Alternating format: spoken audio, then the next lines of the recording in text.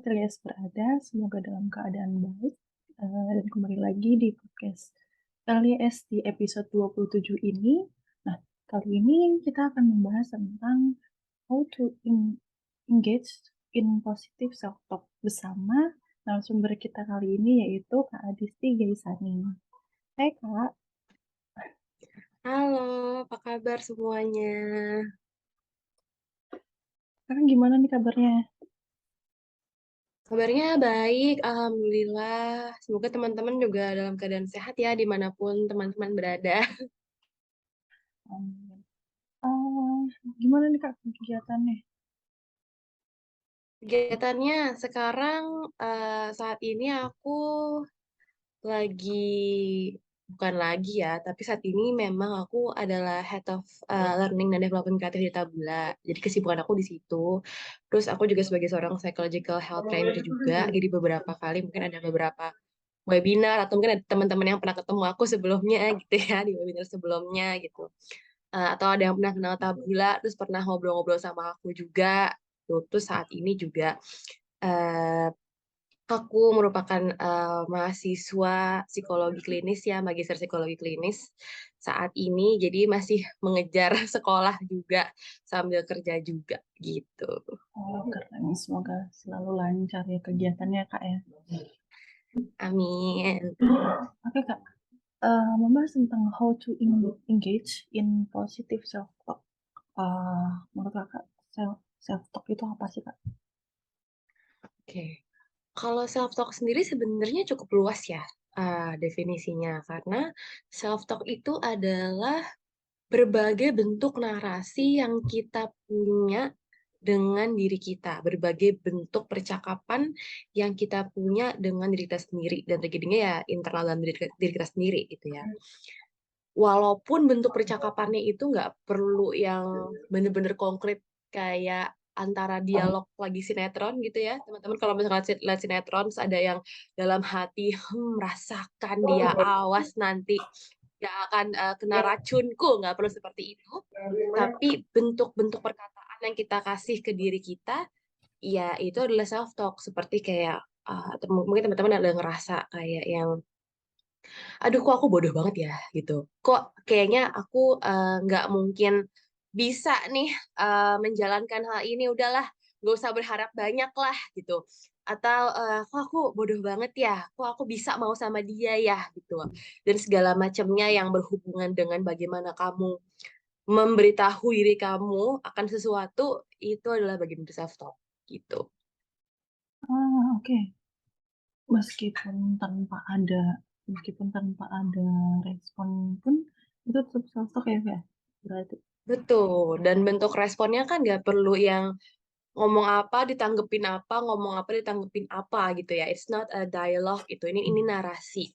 Dan bentuk responnya ya bisa jadi dengan how you act gitu. Bagaimana perilaku kamu. Misalkan talk yang terjadi ini adalah wah saya nggak bisa nih gitu. Wah saya nggak ada harapan nih. Akhirnya respon yang diberikan adalah merasa rendah diri atau misalkan membatalkan awalnya pengen daftar di PTN mana tapi nggak jadi gitu, atau misalkan awalnya pengen ikut lomba apa tapi nggak jadi dan segala macamnya, itu kan juga merupakan respon, nggak perlu dengan kata-kata balik, tapi bagaimana kita memilih tindakan kita itu bentuk respon juga gitu.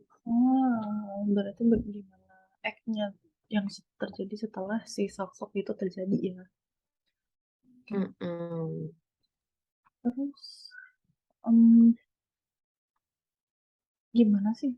Bagaimana cara melakukan self-talk itu yang baik?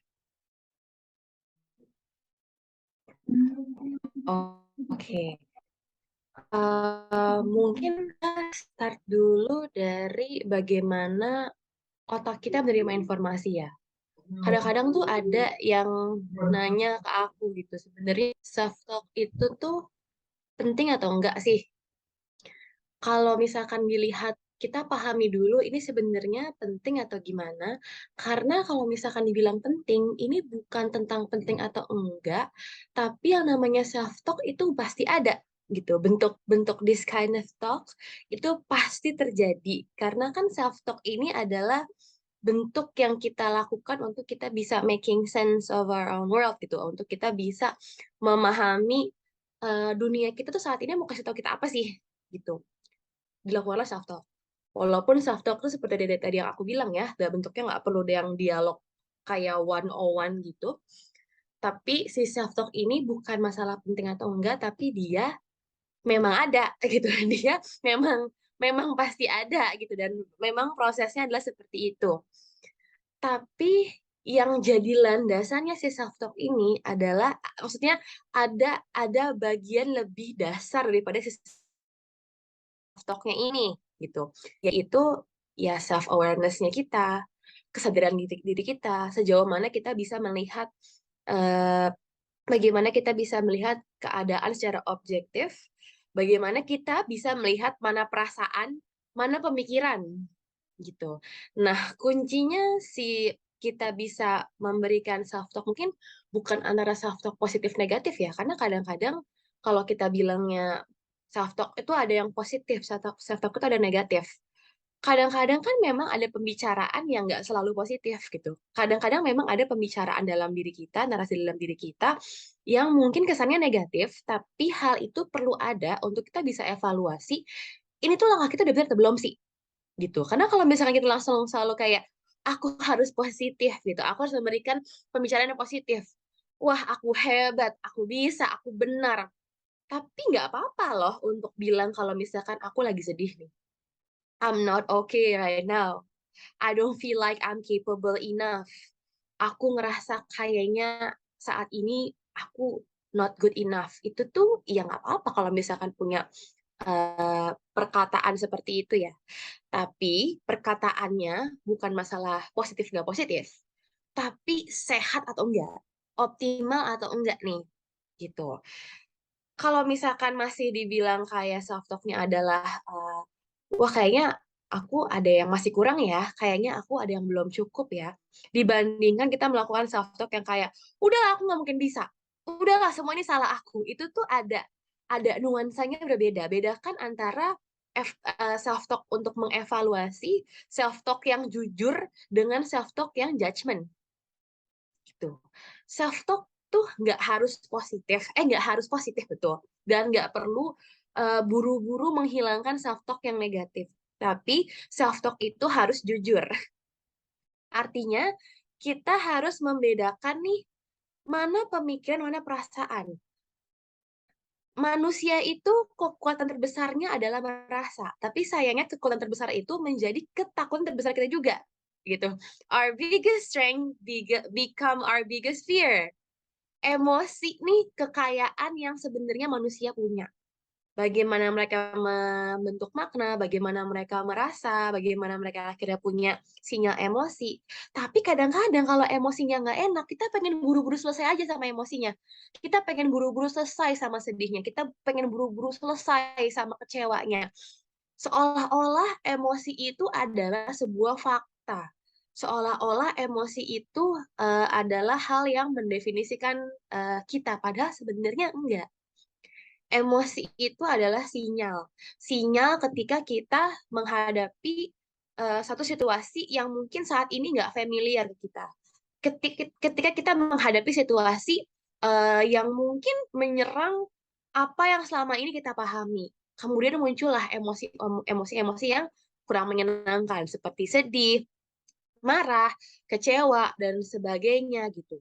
Ketika si emosi ini kadang-kadang sangat besar, dan kita langsung pengen hilangin, akhirnya kita bikin kesimpulan sendiri dari emosinya, kita memaksa otak kita untuk melihat bagaimana supaya emosi ini hilang. Makanya akhirnya kita langsung lompat ke menyalahkan lah, merasa diri kita nggak akan pernah berhasil lah, atau segala macam. Karena otak kita memang dari Tuhan gitu ya, didesain dengan cara sistematis. Artinya otak kita itu nggak bisa langsung untuk menarik kesimpulan. Dia harus berangkat dari melihat hal-hal yang konkret dulu, seperti ya suara, sensasi tubuh gitu ya, atau dari penglihatan kita, pokoknya semua yang diterima sama, panca indera kita, gitu. Itu adalah yang pertama kali diproses. Kemudian setelah itu masuk ke yang lebih kompleks yaitu, menformulasi perasaan ya dari emosi yang muncul dari, hal-hal yang udah kita terima di lingkungan kita. Nah, baru di perasaan tersebut, akhirnya kita bisa buat kesimpulan. Tapi kadang-kadang orang-orang langsung ke perasaannya, terus langsung buat kesimpulan, tapi belum melihat dengan baik hal-hal konkret apa yang saat ini tuh terjadi. Jadi, self talk yang baik adalah self talk yang baik itu berangkat dari kesadaran diri kita, self awareness kita, saat ini tuh kita ngerasain apa, dan apa yang membuat kita merasakan ini. Dan perasaan kita itu bukan fakta dari apa yang selama ini kita jalani, tapi memang memberitahu kita bahwa there's something wrong dengan fakta yang saat ini kita lagi hadapin, gitu. Contoh, misalkan dimarahin orang tua lah ya, gitu. Dimarahin sama mama nih, gitu. Mama bilang, "Kamu nih gini gini gini," apa namanya, "jadi anak kok, nggak pernah dengerin orang tua," gitu. Kalau kayak gitu kan kita tanpa misalkan dari kita tanpa melihat sebenarnya, kita nggak breakdown gitu ya, fakta-faktanya seperti apa, emosi yang keluar apa sih gitu, nggak mungkin langsung happy lah ya gitu, nggak mungkin langsung kayak, "Nggak apa-apa lah, biasa aja." Pasti ada perasaan sedihnya, pasti ada perasaan marahnya, apalagi kita kan sebagai anak ya gitu, dengan pastinya punya, diberi harapan untuk bisa selalu, membahagiakan orang tua, segala macam, tiba-tiba mama marah, muncullah si emosi marah, muncullah si emosi sedih. Tapi karena marah sama sedih ini nggak nyaman, akhirnya kita mencoba untuk menghilangkannya, tanpa melihat sebenarnya ada fakta-faktanya, akhirnya langsung deh ada nih self talk yang mengatakan bahwa, "Emang, saya tuh anak yang nggak benar," gitu. "Emang saya tuh anak yang selalu bikin orang tua, kecewa sama saya. Aduh kasihan banget orang tua saya, punya anak kayak saya." Nah itu kan satu hal yang sebenarnya bukan faktanya, gitu. Perasaan tersebut terjadi karena memang saat ini respon yang orang tua berikan ke kamu itu nggak nyaman atau misalkan nggak sesuai dengan ekspektasimu. Yang kamu kira responmu harusnya nggak kenapa-napa, tiba-tiba kenapa-napa, gitu. Thinking sama feeling-nya ketika menyalahkan, itu tuh nyatu, jadi satu. Padahal sebenarnya beda.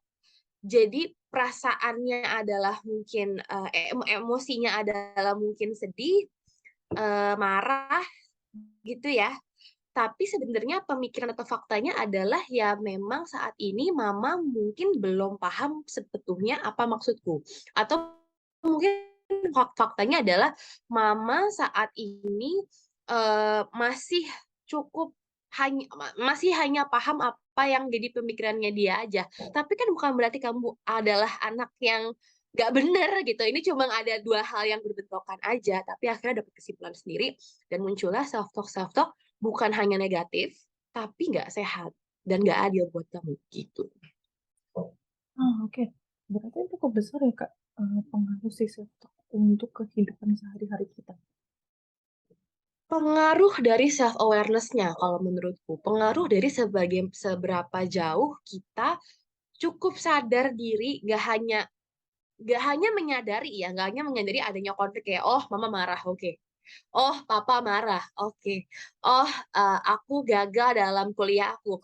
Oke, itu cuma sekadar tahu, bukan sadar. Tapi kalau sadar diri adalah melihat, sebenarnya ini tuh ada apa ya? Apa sih yang aku rasain gitu? Apa sih, dari emosi ini tuh sebenarnya emosi yang aku rasakan tuh mau kasih tahu aku apa? Gitu. Apa yang salah? Kenapa akhirnya aku merasakan emosi ini? Dalam self talk, kita nggak cuma talk doang, kita nggak cuma ngomong doang, but we have to listen, we have to feel.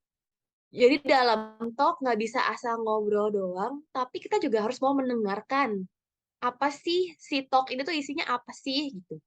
Kalau cuma ngobrol-ngobrol doang, itu cuma kayak saut-sautan sama anak SD, main sama anaknya gitu, saut-sautan, kata-kataan gitu. Tapi kalau misalkan kita mau berjalan dengan sehat, it's not only the talk that matters gitu. Tapi there is the listening juga. ada feeling juga. Seberapa banyak kita bisa mendengarkan talk yang kita berikan, seberapa kita bisa memahami narasi yang terjadi dalam diri kita, seberapa buruk pun narasi yang kita punya dalam diri kita. Seberapa kita mau merasa. Di mana merasa itu adalah kekuatan terbesar dari manusia kan. Seberapa kita mau mengoptimalkan kekuatan itu gitu atau itu malah jadi ketakutan terbesar kita. Itu kan yang bahaya. Jadi sebenarnya yang paling penting it's not really the talk karena talk-nya udah pasti akan ada. Tanpa kamu paksakan atau tidak, itu ada.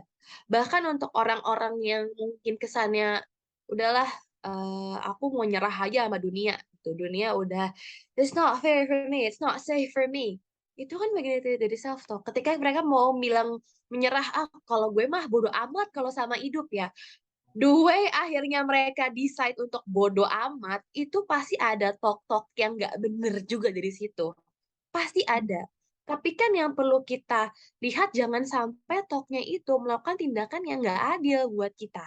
So, self-awareness itu penting dalam membangun self-talk yang optimal, self-talk yang sehat. Dengan self-awareness, kita bisa melihat kapasitas kita saat ini seperti apa, kita merasa apa, kita mau untuk merefleksikan diri, kita bisa membedakan dengan baik mana perasaan kita, mana feeling kita. Jadi nggak melulu menyalahkan diri sendiri ataupun menyalahkan orang lain gitu. Jadi pondasinya yang penting, tapi self talk-nya ya sudah pasti terjadi gitu dan penting-penting untuk kita bisa refleksi diri. Cuma kan refleksi yang seperti apa yang optimal gitu. Oke, berarti kalau misalnya kita melakukan self talk tanpa kita self awareness itu cukup membuat cukup bahaya berarti ya untuk kita sendiri. Ibaratnya kayak kamu lagi ngobrol sama pacar kamu, atau misalkan gini deh, misalkan kamu nggak sengaja nih lagi ada HP-nya pacar kamu gitu ya, terus geletak dah tuh HP di hadapan kamu. Terus kan biasanya kalau misalkan HP kelok pasti muncul notifikasi lah gitu. Misalkan pas lagi HP-nya kegeletak, ada nih nama cewek muncul gitu. Misalkan namanya Mawar lah ya kita sebut ya. Wah, siapa nih Mawar? Tiba-tiba muncul di notifikasi HP layar terpampang lebar pacar kita. Cuma mungkin pesannya disembunyikan gitu karena ya ada settingnya kan ya nggak disembunyikan, disembunyikan apa kata-kata di bawahnya. Tapi tiba-tiba ada WhatsApp dari Mawar. Wah, kalau misalkan self awareness itu nggak ada, ibaratnya adalah ketika ada nama Mawar di HP itu, kita langsung ngelabrak cowok kita, terus langsung bilang, ini siapa Mawar? Aku nggak pernah dengar yang namanya Mawar, nggak ada teman kantor kamu yang namanya lo kamu selingkuh kan di belakang aku. Gitu. Langsung tarik kesimpulan, langsung masuk ke tok gitu pembicaraan yang malah mengarah menyalahkan dengan asumsi yang ada. Tapi tanpa kita menanyakan dulu ke pacar kita atau seenggaknya kalau misalkan, pacar kita willing to do it ya gitu, memperlihatkan, "Ini loh, Mawar ini tuh adalah, PIC dari project yang saat ini aku jalankan. Nih isi chat-nya." Kalau misalkan itu dulu dibahas dan bisa dilihat buktinya, dilihat data-datanya, kan nggak perlu saling menyalahkan. Nggak perlu melakukan hal-hal yang akhirnya malah membuat hubungan kalian tuh jadi turbulensi gitu, jadi ada turbulensinya gitu, jadi ada gerunduk-gerundukannya. Kalau langsung menyalahkan, yang ada cowok kalian kan jadi kayak, "Lah lah lah lah, apaan nih? Tiba-tiba gue disalahin," gitu, padahal nggak ada kenapa-napa. Akhirnya konflik, kalau cowoknya mungkin lagi di mood yang baik, mungkin bisa lebih menyelesaikan dengan baik ya, atau lebih dewasa. Tapi kalau misalkan cowoknya juga belum dewasa gitu, atau misalkan lagi stres juga malah, "Apaan sih kamu, nuduh-nuduh aja," gitu. Terus akhirnya kita teriak lagi, "Ya segala macam," akhirnya kan pecah gitu. Dan itu adalah hal yang terjadi. Kalau misalkan self awareness itu nggak ada dalam diri kita, pecah kepala kita. Karena kita berantem sama diri kita sendiri gitu. Itu susah karena musuh terbesar kita gitu, lawan lawan debat tersulit kita adalah diri kita sendiri. instead of sama orang lain. Orang lain mungkin ketika kita debat gitu ya, ya bisa lepas lah, maksudnya bisa lepas putus lah gitu, mungkin ya. Tapi kalau misalkan sama diri kita sendiri, lepasnya gimana? Dan semua pembicaraan yang ada itu mempengaruhi bagaimana kita menilai diri kita sendiri dan kita membentuk konsep diri yang kita punya akan diri kita, gitu. Jadi bahaya kalau misalkan gak ada self awareness, yang ada berantem tuh dalam diri kita kayak, "Kamu nggak bener, tapi kan aku pengennya gini, ah tapi dasar kamu emang nggak berguna, tapi aku sebenarnya." Jadi akhirnya nggak ada ujungnya dan kamu jadi overwhelmed sendiri. Oke. Lalu kalau misalnya, untuk self talk sendiri itu ada metodenya nggak sih, Kak? Kalau metodenya seperti apa, mungkin kita lebih mengarahkan bagaimana si talk ini, bisa membantu kita untuk membedakan mana, thought, mana feeling gitu ya. Yang bisa dilakukan adalah ketika pertama kali, eee, emosi itu datang dalam diri kita, jangan buru-buru ambil kesimpulan yang kesannya pertama menyalahkan atau menghakimi diri kita, atau bahkan mencerca diri kita maupun orang lain. Kalau misalkan tema-tema dari self talk kita udah yang, eee, kayak kebencian gitu ya, atau yang kesannya membuat kita sangat-sangat stuck dan nggak punya pilihan, there must be something wrong in it, gitu. Jadi ketika ada perasaan yang mungkin saat ini nggak menyenangkan, coba kenalan dulu dengan perasaannya. Pertama, label dulu emosinya. Hari ini, saat ini, detik ini, aku ngerasainnya apa? Kalau misalkan memang misalkan lagi berantem gitu ya, terus kan nggak mungkin kan kayak yang, tiba-tiba lagi berantem tuh bengong mulu kayak kita self talk dulu, itu kan nggak mungkin.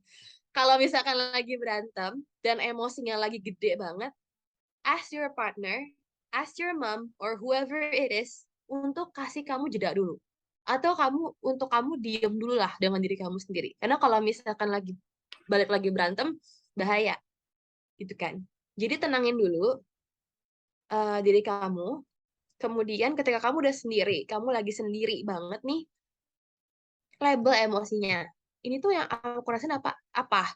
Sedih, marah, kecewa, kesal, apa, enek, apa segala macam, apapun lah.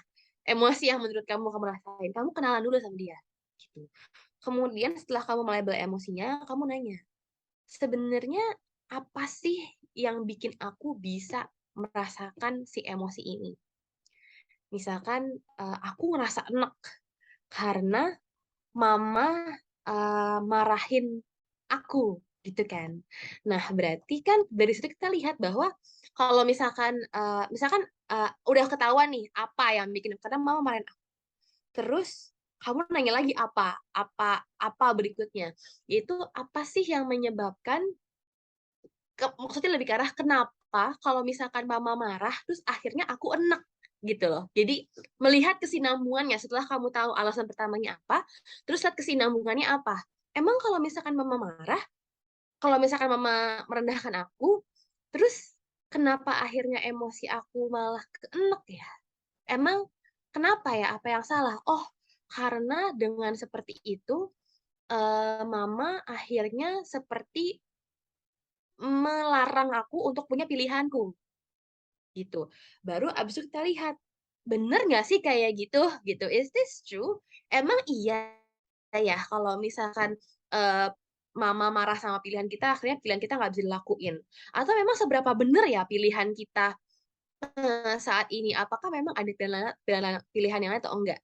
Jadi, digali terus sampai akhirnya ketemu si core-nya, gitu.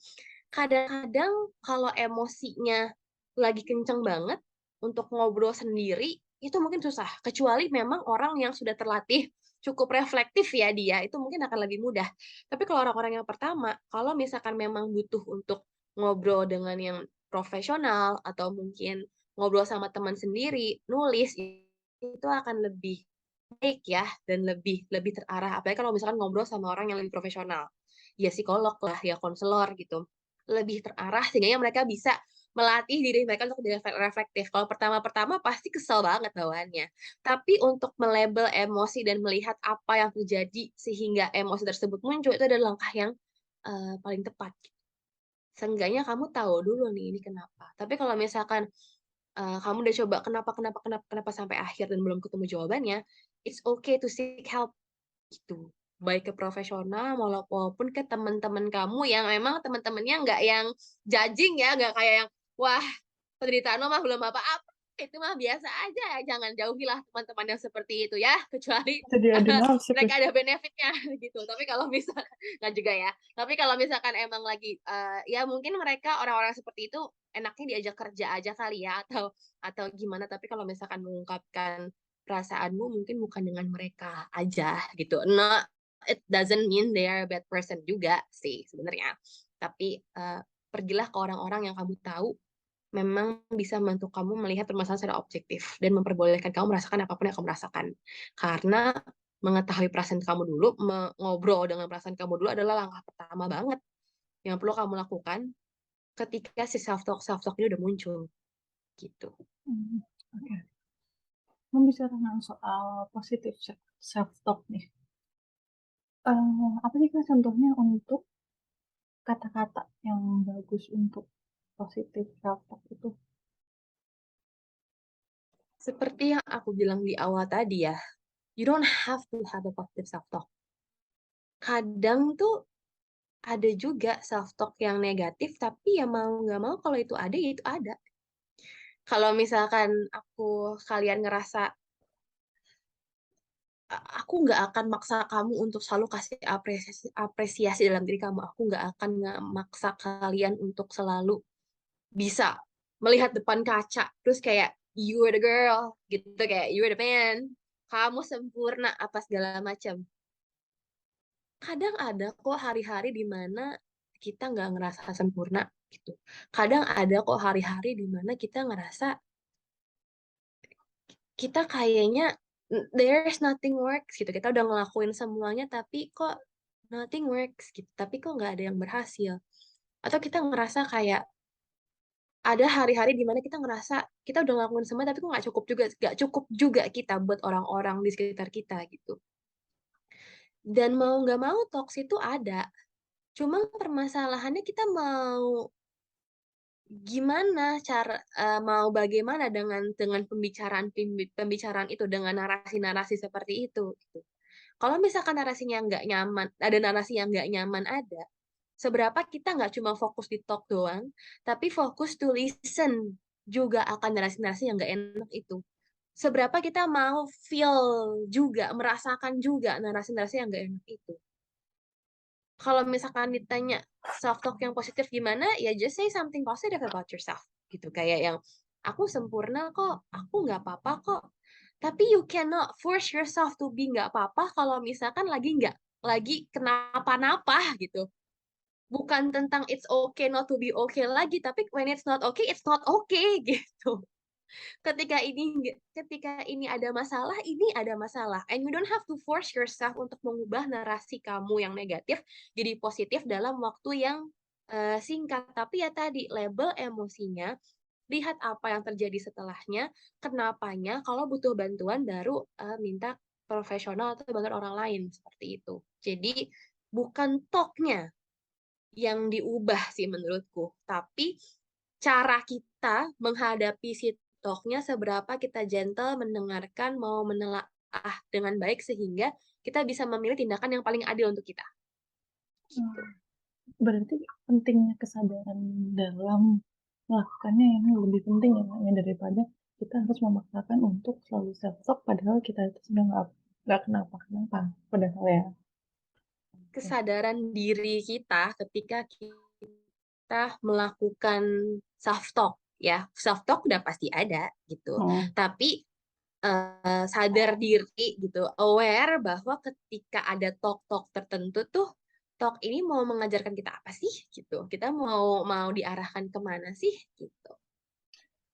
Oke, kalau misalnya kita pengen menghindari eh, baiklah kita menyadari kalau misalnya kita itu nggak selalu selalu positif, tapi ada saatnya kita pada saatnya kita berpikiran negatif, tapi kita pengen nih untuk mengurangi pemikiran-pemikiran negatif nih.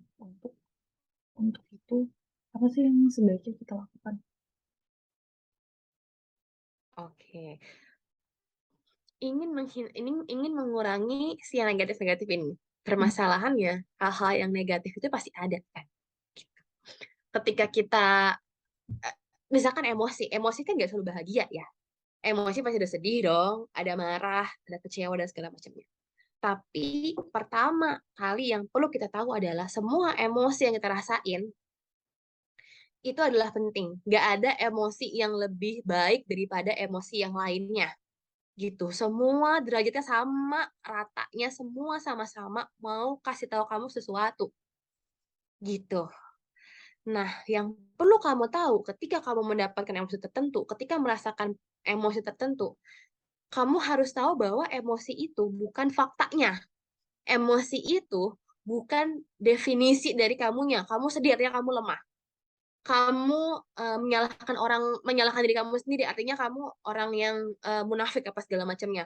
No, kamu berangkat dulu dari emosi itu, bukan fakta dan bukan definisi, tapi sesuatu hal yang bisa memberitahu kamu bahwa there's something wrong dengan bagaimana dunia, dari bagaimana kamu melihat dunia saat inilah gitu, atau mungkin ada sesuatu yang dangerous nih karena kamu belum pernah melihat sebelumnya, itu dulu.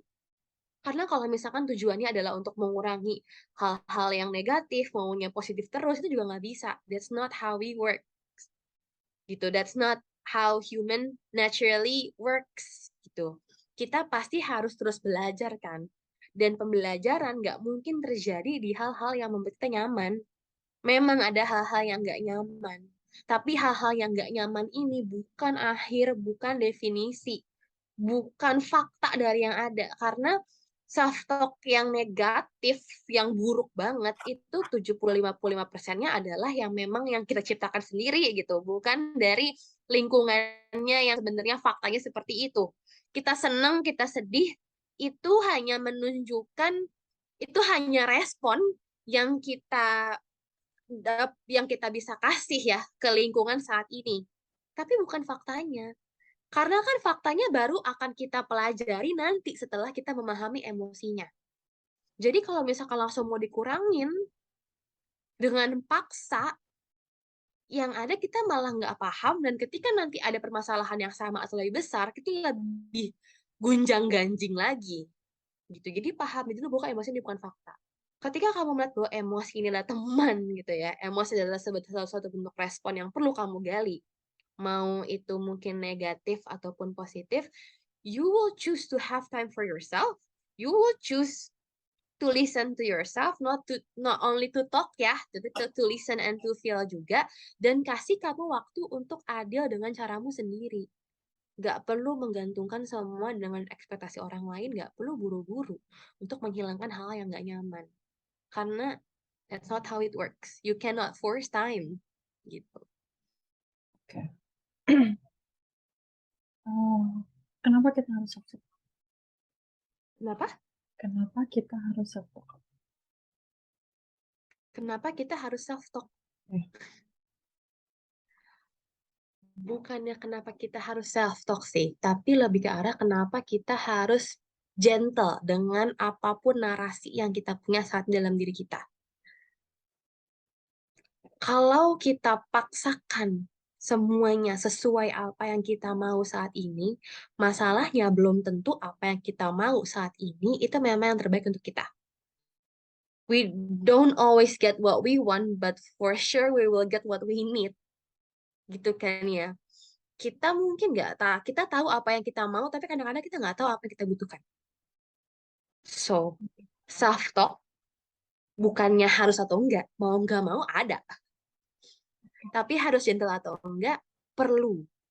Harus pelan-pelan atau enggak, perlu. Perlakukan dirimu seperti manusia, bukan mesin. Yang harus semuanya positif, harus diprogram secara positif, harus program oke guys, jangan sampai ngehang. Kita pasti udah ngehang, karena kita butuh untuk ngehang kadang-kadang, tapi jangan terlalu jauh ngehangnya. Tapi bagaimana kita menghadapi self-talk-nya? Bagaimana kita aware, gentle, dan memperlakukan diri kita sebagai manusia dan kekuatan yang kita punya itu merasa. Kasih ruang untuk merasa, gitu. Oke, eee, aku minta closing statement nih untuk teman-teman dan untuk soulmate LYS, dalam engage to positive self-talk ini. Eee, Terakhir sih mungkin aku ingin teman-teman selalu ingat bahwa narasi yang kita punya dan perasaan tentang diri kita, itu nggak harus selalu bagus, selalu sempurna, dan segala macamnya. You don't have to be a perfect human for yourself, but you have to be honest all the time to yourself. Gitu. Kamu nggak perlu jadi sempurna setiap saat, tapi kamu perlu jujur sama diri kamu sebisa, sebanyak yang kamu punya. Mau itu pahit, mau enggak, tapi yang penting jujur itu langkah yang paling pertama yang perlu kamu lakukan supaya kamu tahu gimana ke depannya.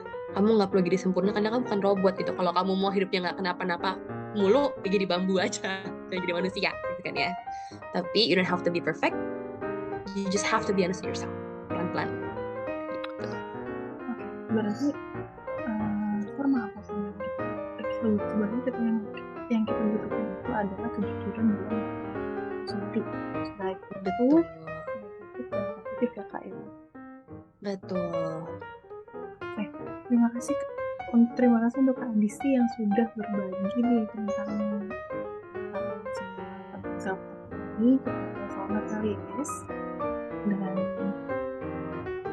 sampai jumpa lagi di episode selanjutnya. Semoga kita selalu dalam keadaan sehat selalu ya, Kak. Amin. Oke, aku tutup podcast kali ini. Sampai jumpa di episode selanjutnya. Terima kasih. Terima kasih teman-teman semuanya.